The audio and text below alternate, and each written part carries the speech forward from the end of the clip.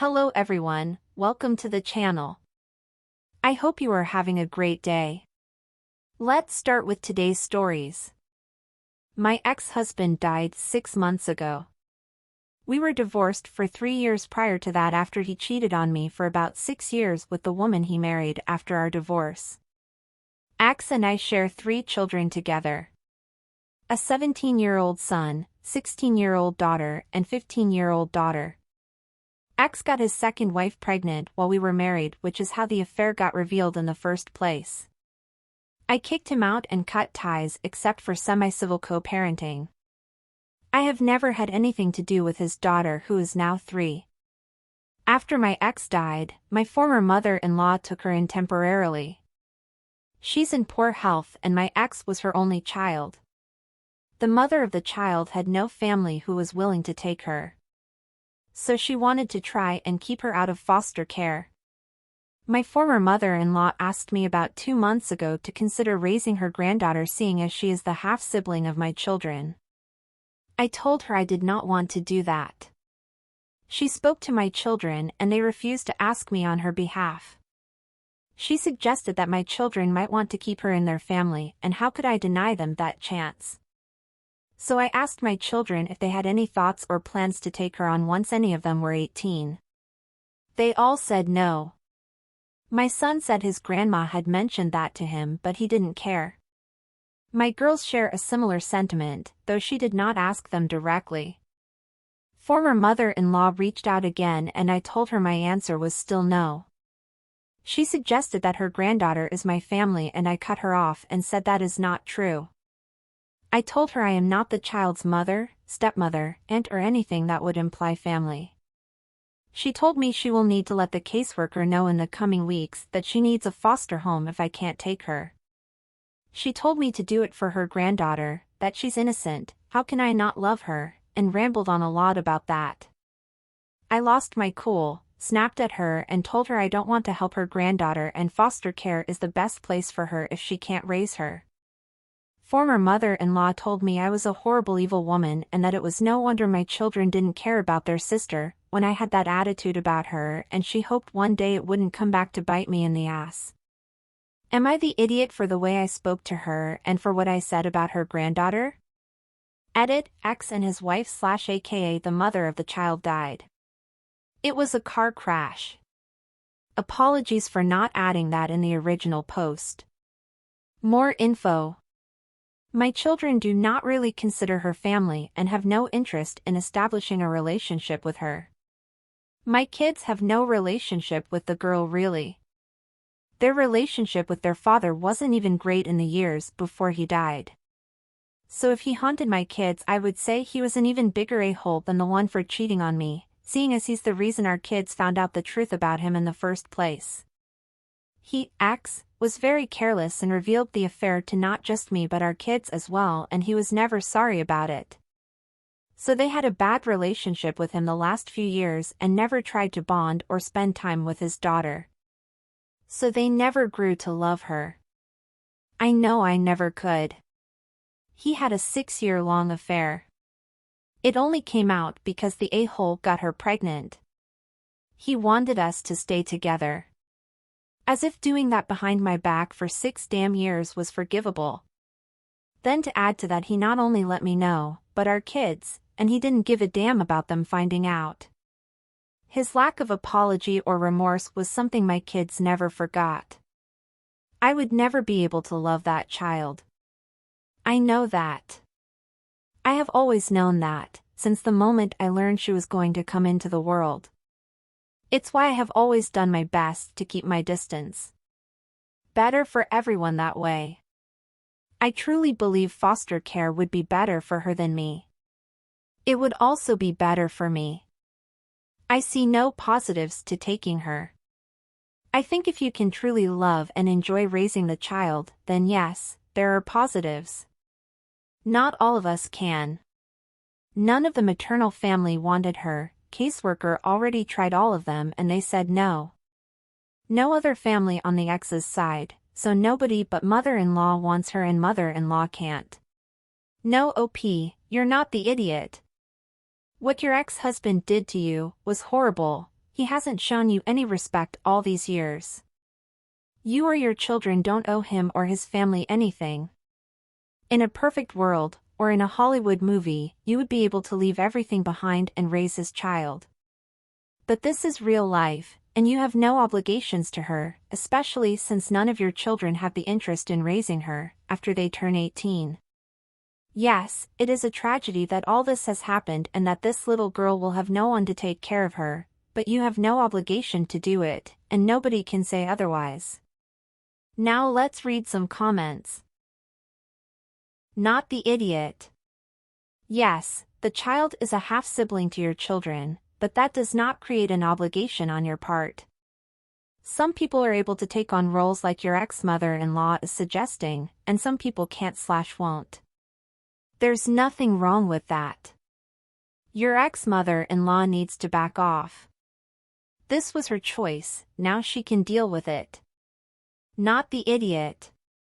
It is insane for the ex-mother-in-law to try to rope you into this. You went above and beyond even talking to your kids about this. The child has been dealt a shitty hand, and I hope she isn't failed by the foster system. Sad for the child, she will pay the price for the poor decisions of her parents, but you are under no obligation to take responsibility for the child. Not the idiot. I understand you. Your children have no bond to her, and for obvious reasons neither do you. Sorry for the kid, but the child's family is failing on her, not you. Not the idiot. No idiots here. You are completely within your rights to say no, and I don't blame you. At the same time, I cannot fault a grieving mother for fighting tooth and nail to try to protect her grandchild from being abused in the foster care system. This is an awful situation all around. Not the idiot. She's not your family and you have no obligations to her or your ex-mother-in-law. You sound like a good parent with solid boundaries. And what do you think? Please leave your thoughts down below. Now let's go to the next story. Backstory: I, 28, female, have been together with my now fiancé Luke for 10 years. We have 2 children aged 3 and 18 months. I am currently 3 months pregnant with our 3rd child. My mom Sandra, 48, female, has recently had a baby with my bio dad. The baby is 2 months old. I don't have any sort of relationship with my bio dad as he left my mom when I was born, leaving her alone with me and my older sister. We have a stepdad, Mark, who I call my father. He has divorced my mom after finding out she is having an affair with my bio dad. To the events, I have always dreamed of a romantic proposal, which is something Luke was aware of. He has prepared and booked a room in a high-end restaurant, had it decorated for the event, and also had his friend take and edit a video of the whole thing. His friend is a professional and does fantastic videos. Luke also invited people close to us, so my friends, my sister and her wife, Mark, and my mom. As this is a high-end restaurant, it doesn't accept kids under the age of 12 and has a warning about it on the website. Luke has also asked people invited to keep their children at home. The booking was made a good few months in advance. We have hired a trusted babysitter for ours. It is also important to note that he knew we won't be able to get married soon until our kids are older, as I wanted them in our wedding and somewhat to remember it.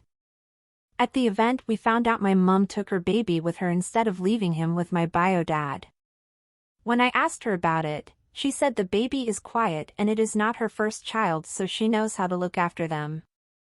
Well, when the music started playing, it started rather quiet, and my fiancé was ready to give a speech. The baby started crying.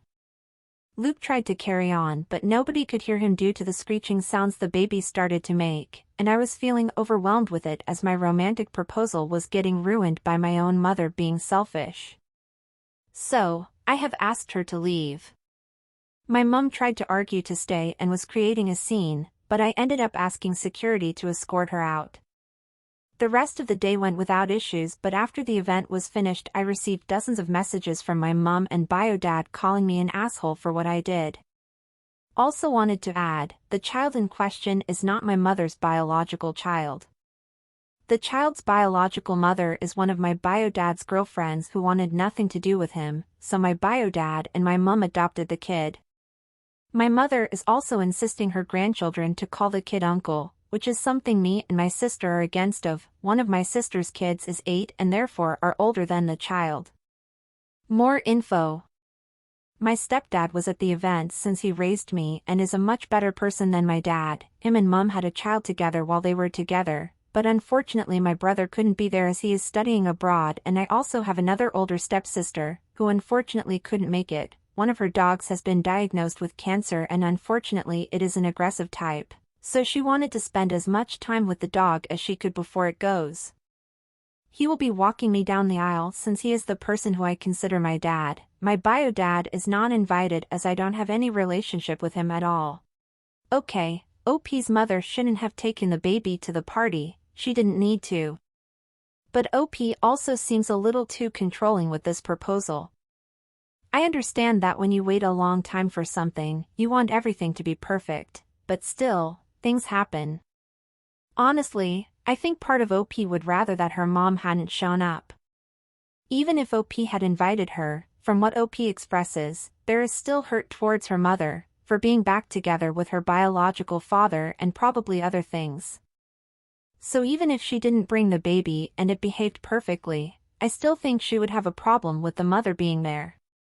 But regarding the specific question of the post, no, OP is not the idiot. How did she get into the venue? They don't allow under 12s. I'm not sure if I'm honest. I think the people at the front allowed her in because we had a separate room booked for our event, so they might have thought it was okay for her to get in as a part of a private event? Not the idiot children are not allowed, and it was made pretty clear with the invitation. Does not matter how many baby experiences she has. It was a miracle you let her, and I would have sent her away the moment I heard she took the baby and not even risk it. Not the idiot. You told everyone in advance kids aren't allowed. She should have respected that. Not the idiot. And what in the hillbilly hell did I just read? I think it might be time to go low contact with your drama mama. Not the idiot, it was generous of you to let her stay after explaining people weren't supposed to bring children. Asking her to leave once the child had become a problem was perfectly reasonable. Not the idiot. Mom refused to follow basic rules, mom got kicked out. I understand that she's probably trying to create a strong bond with the baby since he is adopted, but still. Leaving the baby one evening with the bio dad won't destroy the work done on that bond. Do you agree with OP? I want to know what you guys think. Oh, don't forget to leave a like, subscribe to the channel and turn on notifications to know when a new video is out. Now let's go to the next story. My friend James, 24, is struggling with his girlfriend. They've been together for almost 3 years, but he has gotten increasingly unhappy. He asked me to get coffee yesterday so he can do some venting. It's okay, I vent to him too. It's a cool perk of our friendship. We were drinking our coffee and I was letting him talk and he brought up her weight pretty quickly. I admit she has gained significant weight since they began dating. I believe James said she's gone up 3 or so pants sizes. James was saying how he does love her, he finds her plenty attractive still, and enjoys bedroom time very much. But then he started saying the problem is how it makes him look. He said he doesn't want to be the guy with the heavy girlfriend and he hates when he goes out with groups of people and girlfriend is the biggest girl there all the time. He says he's not really sure there's a good way for him to bring any of this up too. I got mad at what he was saying. His girlfriend is one of the sweetest humans I've ever met. I know she deals with some mental health irregularities as well that probably contribute to her inability to lose weight. I told James that he's a total asshole dickface and I didn't meet him to listen to him fat shame a wonderful woman. I thought the problems were deeper. I told him we were done and went home. He's blown up my phone, half apologizing and half saying that I agreed to hear him vent so I can't get mad at what he's venting about. I'm torn on whether I was in the right to cut our vent sesh short. Not the idiot, OP, but your friend is definitely a dick.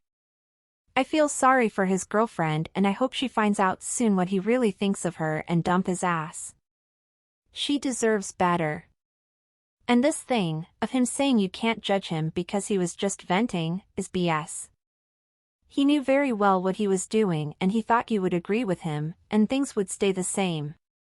But when he was called out, he played the victim. You're not the idiot, OP, and screw your friend. Not the idiot, but you could have asked why he cared so much about what other people think. Why are the groups of friends rude, mean, etc.? I did ask. Nobody says anything to him about it. He basically just said it bothers him that his girlfriend is bigger than all the other girls. Not the idiot. Venting means getting something off your chest. It doesn't mean you're absolved from being an a-hole. Not the idiot, your friend is disgusting. I hope his girlfriend dumps him and finds someone better. Shouldn't be hard. James set the bar very low. Not the idiot. Venting about struggles in the relationship is not the same as just bashing his own girlfriend. He's toxic. This makes me wonder, what has he said about you when your back was turned? Not the idiot. He's afraid of how dating a bigger girl makes him look. But what he should be afraid of is how his a-hole attitude makes him look to potential future girlfriends, after he dumps girlfriend for being overweight or she dumps him for being an a-hole and fat-shaming her. And what do you think? What would you do if you knew someone like OP's friend? What would you do? Don't forget to comment, I want to know your guys' opinions. And that's it for today, everyone. I hope you enjoyed. Until next time.